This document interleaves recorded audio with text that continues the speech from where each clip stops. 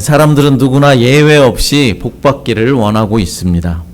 그리하여서 복을 얻기 위해서라면 물불 가리지 않고 쫓아다니고 심지어는 우상에게까지 쫓아가서 절을 하기도 합니다. 그런데 과연 우상을 쫓고 세상을 따른다고 해서 진정한 복이 우리들에게 임하겠습니까? 그렇지가 않습니다. 헛된 것을 쫓는 인생에게는 행복은커녕 오히려 절망과 고통만 따를 뿐입니다. 인생을 진정으로 행복하게 하고 인생을 참으로 복되게 하실 분은 오직 하나님 한 분뿐이라는 사실을 믿으시기 바랍니다. 하나님은 복의 근원이시고 생명의 주관자가 되시며 역사의 주인이시기 때문입니다. 우리는 계속해서 예수님이 제자들에게 가르쳐 주셨던 팔복의 말씀을 지금 배우고 있습니다. 지금까지 심령이 가난한 자, 애통하는 자, 온유한 자, 의에 줄이고 목마른 자의 이 네 가지 복에 대해서 살펴보았습니다. 지금까지 이 네 가지의 복은 천국 백성으로서의 자기 완성을 위한 성품들이었습니다. 그러니까 나 자신을 향한 내 성품이 가난해야 하고 내 성품이 애통해야 하고 온유해야 하고 의에 줄이고 목말아야 한다라는 나의 변화에 대해서 이야기를 했다라는 것이죠. 내가 변화돼야만 복을 얻을 수 있다라는 내용입니다.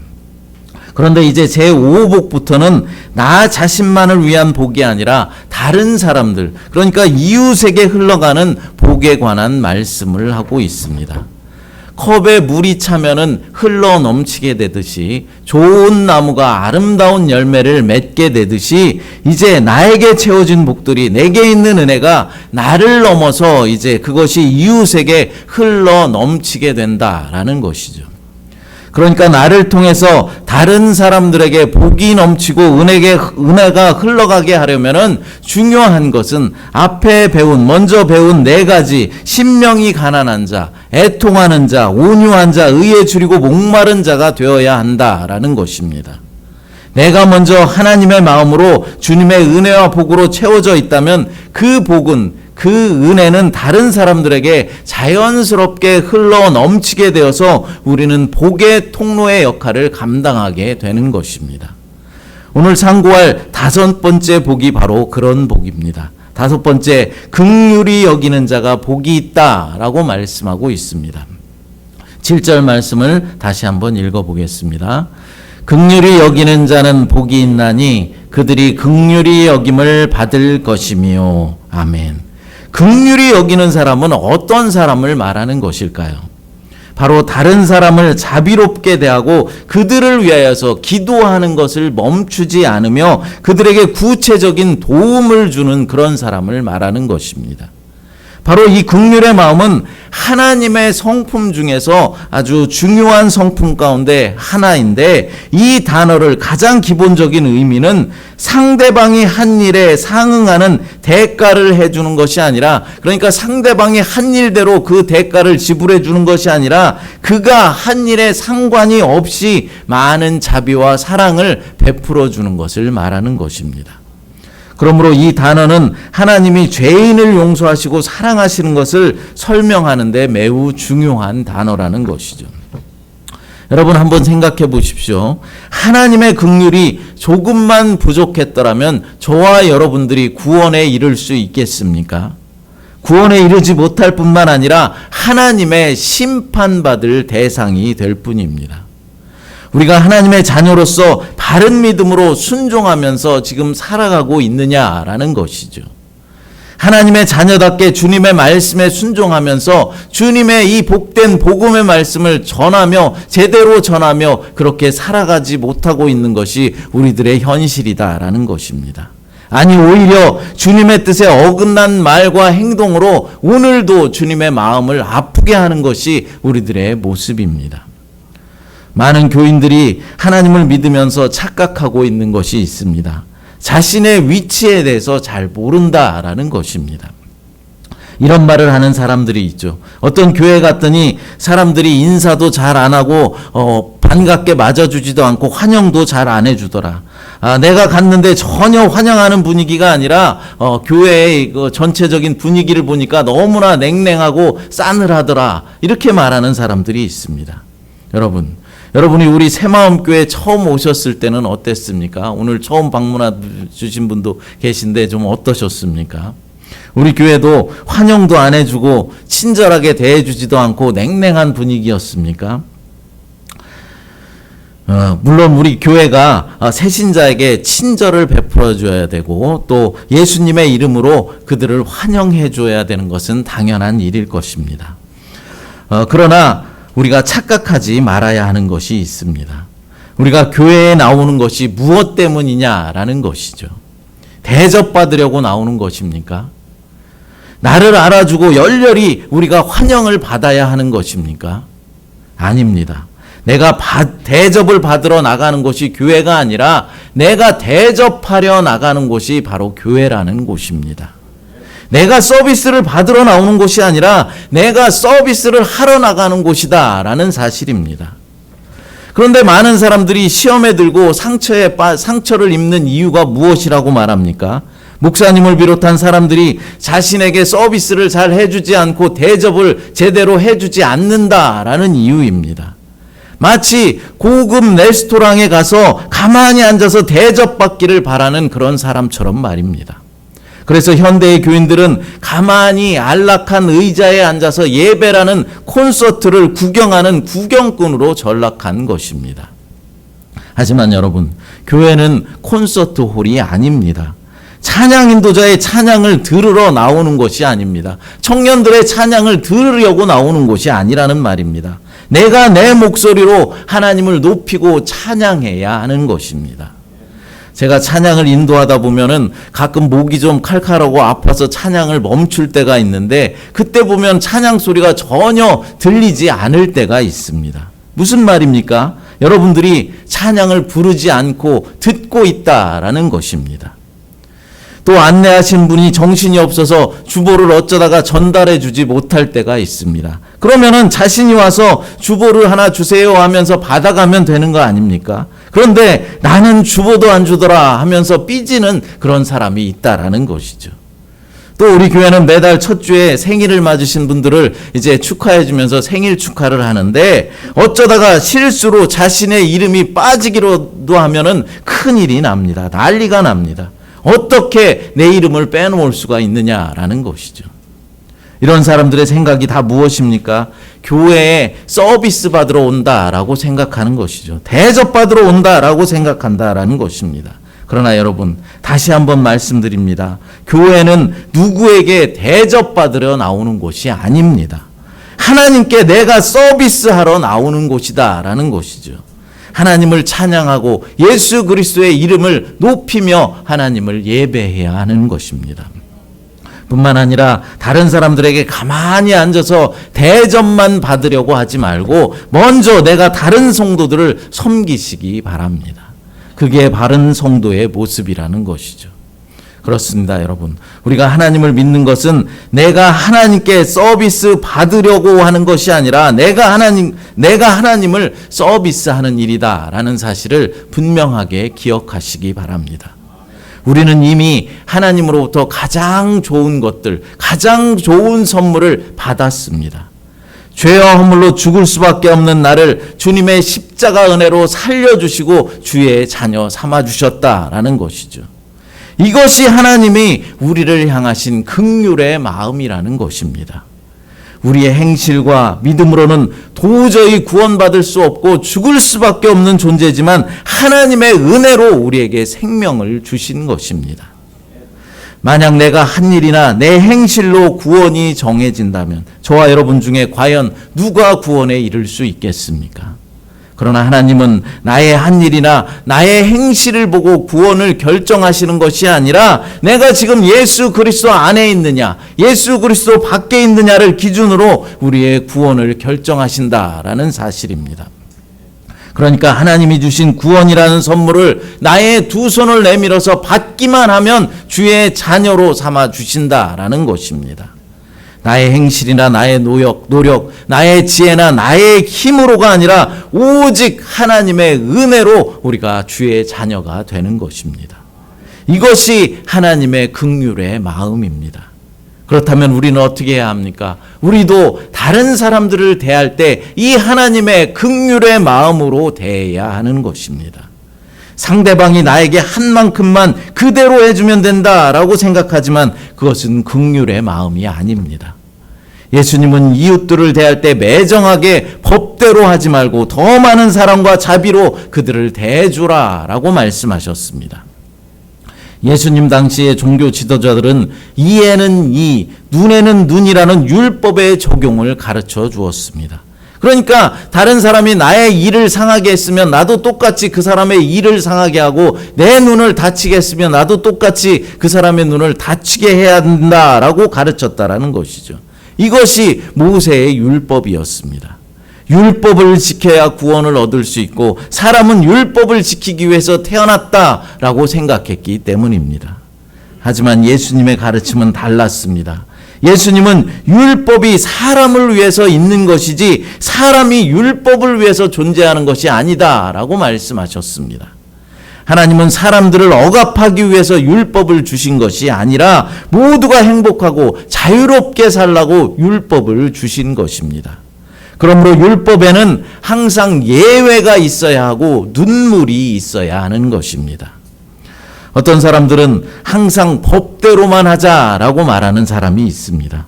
물론 법대로만 모든 것이 다 돌아가고 할 수 있다면 얼마나 좋겠습니까? 그러나 여러분, 믿음이라는 것은 법대로만 되는 것이 아닙니다.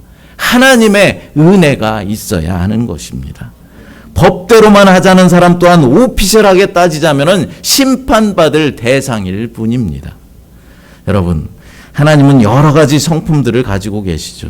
그 중에도 두 가지의 다른 성품을 가지고 계신데, 하나는 공의라는 것이고 하나는 사랑이라는 것입니다. 여러분, 공의가 무엇입니까? 법대로 하자는 것이죠. 죄를 지었으면 그 죄의 대가를 치루어야 한다라는 것입니다. 만약 하나님께서 우리에게 공의만 적용하신다면 우리 중에 구원받을 사람은 아무도 없습니다. 모두가 다 심판받을 사람들 뿐이죠. 그러나 하나님은 사랑이 풍성하신 분이십니다. 우리를 향하신 사랑이 너무나 크시기 때문에 자신의 아들 독생자 예수 그리스도까지 십자가에서 죽이시고 저와 여러분들을 위해서 그 아들을 죽이신 것입니다. 그만큼 사랑해 주셨다라는 것이죠. 그 사랑, 그것이 긍휼의 마음입니다. 그것이 있었기에 우리가 구원을 얻게 된 것입니다. 여기 빵을 훔치다가 잡혀온 어떤 노인이 뉴욕의 한 재판소에서 재판을 받고 있었습니다. 이 노인은 말 그대로 배가 너무 고파서 빵을 훔쳐먹은 것이죠. 돈이 없어서 빵을 훔쳐먹은 것입니다. 방청객의 사람들과 심지어 판사까지도 콧날이 시큰하여서 노인을 불쌍히 여겼습니다. 사람들은 판사가 이 불쌍한 노인을 무죄 석방해 주기를 바랬습니다. 그러나 법은 어쩔 수가 없는 것이죠. 남의 것을 훔친 것은 엄연한 죄인 것입니다. 판사는 냉정하게 벌금 $100를 노인에게 선고하였습니다. 이것으로 이 노인의 죄값은 정해진 것이죠. 하지만 선고를 마친 판사는 방청객들에게 이렇게 말합니다. 이 노인의 죄값은 정해졌습니다. 하지만 저와 여러분들도 판결을 받아야 합니다. 우리가 함께 사는 이 뉴욕시 안에서 배가 고파서 빵을 훔쳐먹을 이 노인이 있도록 만든 것은 저와 여러분들의 죄입니다. 그러므로 우리 모두도 유죄입니다. 저는 여기 계신 모든 방청객들에게 벌금 $20씩을 선고하는 바입니다.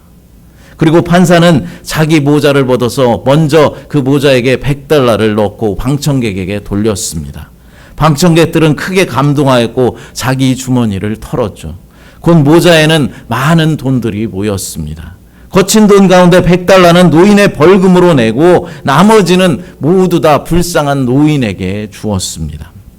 여러분, 법은 법대로 집행되어야 하는 것이죠. 죄가 있으면 그 죄값은 분명히 치러야 한다라는 것입니다. 그러나 그것에 긍휼의 마음이 필요하다라는 것입니다. 그렇습니다. 우리도 다른 사람들을 대할 때 너무나 법대로만 하자라고 할 것이 아니라 그 속에 하나님의 마음, 긍휼의 마음을 담을 수가 있어야 하는 것입니다. 그럼 이렇게 긍휼의 마음을 품은 사람들이 누릴 수 있는 축복이 뭐라고 말씀하고 있습니까? 그들이 오히려 긍휼히 여김을 받을 것이다 라고 말씀합니다. 내가 다른 사람을 긍휼히 여길 때 하나님으로부터 긍휼함을 오히려 받게 될 것이다 라고 말씀하는 것입니다. 예수님은 잠시 후 이 말씀이 무슨 의미인지 설명을 해 주십니다. 마태복음 6장 14절 15절 말씀 같이 읽어보겠습니다. 너희가 사람의 잘못을 용서하면 너희 하늘 아버지께서도 너희 잘못을 용서하시려니와 너희가 사람의 잘못을 용서하지 아니하면 너희 아버지께서도 너희 잘못을 용서하지 아니하시리라. 아멘. 여러분, 긍휼을 베푸는 일은 무엇이든지 남에게 대접을 받고자 하는 대로 너희도 남을 대접하라 라는 일명 황금률에 관한 것이 아닙니다. 황금률은 사람들이 서로에게 호의를 베푸는 그런 것이지만은 이웃에게 긍휼을 베푸는 것은 하나님의 은혜에 속한 일입니다. 이것은 하나님께서 심판하실 때 우리가 이웃들에게 긍휼을 베푼 것보다 훨씬 더 큰 자비를 우리에게 베풀어 주시기 때문입니다. 우리는 모두가 하나님께 용서함을 받아야 하는 죄인들입니다. 그러므로 하나님이 심판하실 날을 생각하며 서로에게 우리는 긍휼을 베풀어 줄 수 있어야 하는 것입니다. 또한 긍휼은 하나님의 긍휼을 경험한 사람만이 그 긍휼을 다른 사람에게 베풀 수 있는 일이죠. 그렇습니다, 여러분. 다른 사람이 나에게 잘못을 하더라도 그대로 보복하지 말고 용서할 수 있는 긍휼의 마음이 있어야 하는 것입니다. 사랑도 받아본 사람이 남을 또 사랑할 수 있는 것이죠. 어릴 적부터 사랑받지 못하고 자라고 학대받고 자란 사람은 다른 사람을 사랑하지 못하고 또 다른 사람이 베풀어주는 호의도 잘 받지를 못하는 것입니다. 마찬가지로 우리가 이웃을 긍휼히 여기는 것은 우리가 하나님의 긍휼의 여김을, 하나님의 사랑을 경험했다라는 증거가 되는 것입니다. 또한 우리가 하나님의 긍휼을 바란다면 이웃들을 긍휼로 대해 주어야 하는 것입니다. 여섯째로 마음이 청결한 자가 복이 있다라고 말씀합니다. 본문 8절 다시 한번 읽어보겠습니다. 마음이 청결한 자는 복이 있나니 그들이 하나님을 볼 것이며. 아멘. 우리나라 사람들은 거칠애를 참 좋아하는 그런 민족입니다. 우리나라 사람들 어떻습니까? 집도 없고 당장 먹을 것이 없어서 굶어 죽을 지경이 되어도 가오가 있지 하면서 다른 사람 앞에서 거칠애하는 것을 좋아합니다. 친구들에게 꿀리기 싫어서 메이커 옷을 입고 또 신발을 신어야 하고 명품 가방들을 들고 다녀야 합니다. 또 남자들은 집은 없어도 자동차는 벤츠를 타고 다녀야 직성이 풀립니다. 이것이 다 거칠애라는 것이죠. 예수님 당시 유대인들도 거칠애를 좋아했습니다. 그들은 마음보다 거칠애를 더 신경 썼다라는 것입니다. 마치 지금의 우리들처럼 말입니다. 그들은 깨끗한 음식과 부정한 음식을 엄격하게 구분했고 어쩌다가 부정한 사람을 보거나 부정한 장소에 갔다 오면 손을 깨끗이 씻고 옷을 빨았습니다. 유대인들이 이처럼 손을 씻고 옷을 빨고 하는 것은 위생적인 관념 때문에 그런 것이 아니라 순전히 의식적인 것이었습니다. 예수님은 이러한 유대인들의 정결 개념에 마음이라는 단어를 첨가하여서 청결의 본질이 무엇인지 밝혀주고 있는 것입니다. 그러니까 청결이라는 것은 의식이나 예전에 관한 그런 문제가 아니라 진실의 문제요, 내적인 문제라는 것입니다. 경건하게 살려고 하는 한 성도가 어느 날 입이 퉁퉁 부어서 목사님을 찾아왔습니다. 왜 그렇게 입이 퉁퉁 부었습니까? 라고 물으니까 그 사람의 대답이 이놈의 입이 어찌 자주 실수를 해서 크게 망신을 당하게 하는지 너무 화가 나서 주먹으로 몇 대 자기 입을 쳤다라는 것입니다. 여러분, 입이 무슨 죄가 있습니까? 정이 쥐어박으려면 마음을 쥐어박아야 하는 것이죠. 우리가 아름다운 행동을 하지 못하고 덕을 세우지 못하는 그런 말을, 덕을 세우는 말을 하지 못하는 이유는 우리의 입이나 우리의 손과 발이 잘못된 것이 아니라 우리의 마음이 삐뚤어졌기 때문입니다. 우리의 심령이 더러워졌기 때문이고 우리의 생각이 병들었기 때문에 그런 것입니다.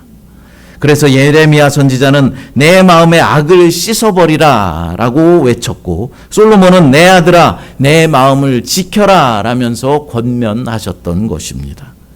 그럼 마음이 청결하다라는 이 뜻은 무엇을 말하는 것일까요? 첫째로 청결이란 말 그대로 깨끗하다라는 뜻입니다.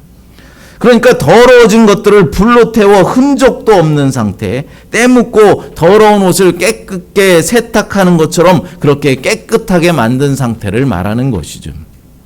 옷이 더러워졌을 때마다 세탁을 하여서 깨끗하게 만들듯이 부단히 우리의 마음을 씻고 지켜야 하는 것입니다. 그렇지 못하면 금방 냄새가 나고 마귀 사탄이 우리의 마음을 찢고 뚫고 들어와서 깊은 상처를 내게 되는 것이죠. 그런 사람은 복된 사람이 되지 못하고 불행한 사람이 되는 것입니다. 둘째로 청결이란 말은 순수하다라는 뜻입니다. 원래 이 말은 포도주에 물을 타지 않는 상태, 어떤 금속의 다른 잔물들이 합금되지 않는 상태를 두고 말하였습니다. 이 말을 바클레이는 동기가 순수한 상태다라고 말하였습니다. 하나님 앞에 나오는 사람들의 동기를 보면 처음부터 순수한 마음을 가지고 하나님 앞에 나오는 사람은 별로 없는 것 같습니다. 예수님 당시에도 예수님을 따르던 무리들이 많이 있었지만 그들이 깨끗한 동기로 예수님을 따랐던 것은 아니었습니다. 정치적인 이유들이 있었고 사회적인 이유가 있었고 세속적인 욕구를 채우기 위해서 이기적인 동기를 가지고 심지어는 빵을 얻어먹기 위해서 예수님을 따랐던 사람들이 있었다라는 것이죠. 우리도 처음부터 깨끗한 마음으로 순수한 동기로 교회를 찾아오는 사람은 별로 없습니다.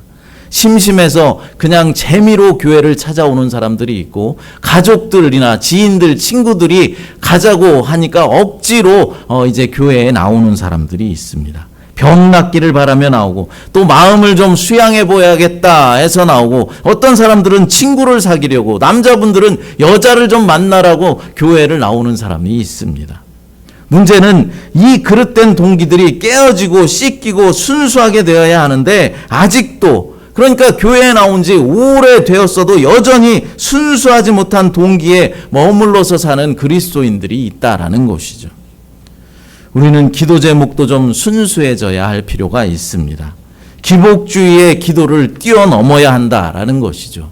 구제나 선교도 좀 깨끗해야 합니다. 신앙생활의 목적과 교회생활 전체가 모두 깨끗해야 한다라는 것이죠. 어떤 목적과 나의 이익을 누리기 위해서 교회에 나오면 안 된다라는 것이죠. 나를 드러내기 위해서, 나의 편의를 위해서, 나의 유익을 위해서 이제 신앙생활을 해서는 안 되는 것입니다.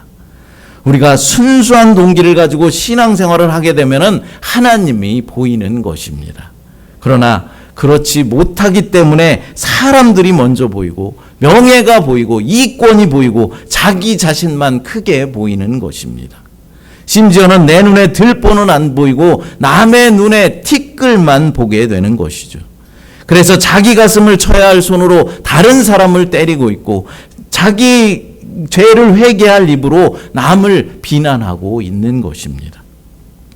셋째로 청결이란 말은 키지라고 채로 쳐서 모든 결을 깨끗이 제거한 곡식에 사용된 말이었습니다. 레위기서에서는 깨끗해서 제사 드릴 수 있는 상태의 제물에 이 단어를 사용하였습니다. 그러니까 깨끗한 제물을 청결이다라고 말했다는 것이죠. 여러분, 그럼 우리가 어떻게 하면 이런 청결한 마음을 가질 수 있는 것일까요? 성경은 사람의 마음이 악하다라고 말씀하셨습니다. 그러나 하나님은 인간의 악한 마음을 청결한 마음으로 바꾸실 수 있으십니다. 그러므로 사람이 청결한 마음을 가질 수 있는 유일한 방법은 하나님께 우리의 악한 마음을 선한 예수 그리스도의 마음으로 바꿔달라고 구하는 것입니다. 실제로 예수님의 의로움은 우리들에게 전가되었고, 나의 더러운 모든 죄들은 예수 그리스도께 전가되어서 우리는 의롭다 칭함을 받게 되었고, 예수님은 그 죄값으로 십자가를 지고 십자가에서 못 박혀 죽으신 것입니다. 그러므로 우리가 예수님의 청결한 마음을 갖고 싶으면 항상 하나님 곁에 머물면서 주님께 순종하는 그런 믿음의 삶을 살아가야 하는 것입니다. 그럼 마음이 청결한 사람들이 누리는 복은 무엇이라고 합니까? 그들이 하나님을 볼 것이며 라고 말씀합니다. 하나님을 직접 뵙는 일은 할 수 없는 것이죠. 불가능한 일입니다. 심지어 하나님은 모세에게도 그 뒷모습만 보여주었다고 합니다. 그래서 구약의 성도들은 하나님을 볼 것이다 라는 이 말씀을 성전에 가서 주님께 예배 드리는 것으로 이해했습니다. 성전에서 오늘날 예배당에서 예배를 드린다는 것은 언젠가는 하나님을 직접 배우게 될 것이다 라는 종말론적인 소망을 내포하고 있는 것입니다. 그럼 언제 우리가 하나님을 직접 보게 되는 것일까요? 바로 예수 그리스도께서 이 땅에 다시 오실 때, 이 땅에 다시 재림하실 때 뵙게 되는 것입니다. 그러므로 우리는 주님이 다시 오실 때까지 이 예배당에서 하나님을 예배하면서 우리의 더러워진 눈을 깨끗게 청결하게 씻어달라고 기도해야 하는 것입니다. 새 마음을 품고 새로운 부흥을 꿈꾸며 새 사람이 되게 해달라고 날마다 기도하는 저와 여러분들이 되시기를 바랍니다. 사랑하는 여러분, 긍휼히 여기는 자가 되어서 하나님께 받은 복과 은혜를 다른 사람들에게도 전달해주고 마음이 청결한 자가 되어서 옛사람을 벗어버리고 새 사람이 되어서 주님이 다시 이 땅에 오실 때 주님을 배웁게 되는 그런 영광을 누리는 저와 여러분 모두가 되시기를 간절히 바랍니다. 시간 함께 그 사랑 찬양 부르시고 기도하도록 하겠습니다. 하나님의 은혜 감사합니다. 이제는 우리가 받은 복과 은혜를 다른 사람에게도 전달할 수 있는 복의 통로가 될 수 있도록 인도하여 주시옵소서. 긍휼히 여기는 자가 되고 마음이 청결한 자가 되어서 하나님이 주시는 복과 은혜를 누리며 살아갈 수 있도록 하나님 인도하여 주시옵소서. 거룩하신 예수님의 이름으로 기도드리옵나이다. 아멘.